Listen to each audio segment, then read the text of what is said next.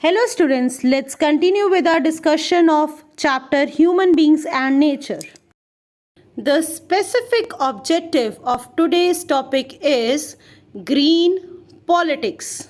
Students, green politics or eco-politics is a political ideology that aims to foster an ecologically sustainable society rooted in environmentalism, non-violence, social justice, and grassroots democracy.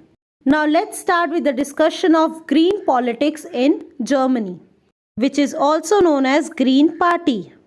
The German Green Party contested their first national elections in 1980 and they identified 4 pillars of the party via green philosophy. First pillar is ecological wisdom.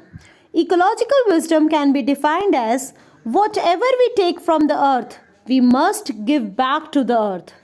Students, we have to recognize the negative impact of human beings on the natural environment. And after we recognize the negative impact of humans, we need to reduce its impact and find the alternate ways to create harmony with Earth's various forms of life. Now next is grassroots democracy.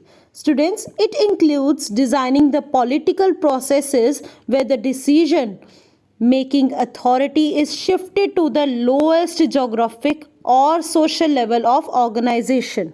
That means local community should be given the power of decision making. Next is non-violence. It comes with a belief not to hurt people, animals, and environment. It means that under any circumstances, no one should be harmed. That is, no animal, no living being should be harmed, and there should be no harm to the environment at the same time. Next is social justice. Students, social justice ensures fair distribution of wealth, equal opportunities, equality of outcome, and no social injustice. That means there should be no distinction between class, culture, distribution of wealth, and opportunities. Our next topic is green politics in England. Caroline Lucas and Jonathan Bartley are the two who led to green politics in England. They said it wasn't the poor who caused the economic crisis. That's why we say stop punishing the poor. Now let's discuss the values of this party. First is preservation of all species because survival of human beings depends upon the diversity of natural world for its existence. Second is physical resources are finite, so there should be sustainable society to guarantee humans' long-term future. Third is actions to take account of the well-being of the other nations, other species, and future generations. Our next topic is Greenpeace.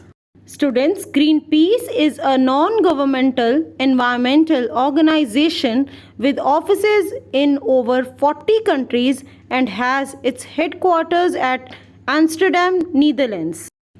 It was founded by Bill Darnell and Dorothy Strauss in 1971 in Vancouver, Canada. The mission of Greenpeace was climate change, which is one of the most threatening scenarios for both human and non-human life forms. Second, protecting our marine reserves by defending our oceans. Third is protecting the forest biodiversity, and fourth one is creating a toxic free future with decreasing the use of hazardous chemicals. This is all for today, students. Thank you.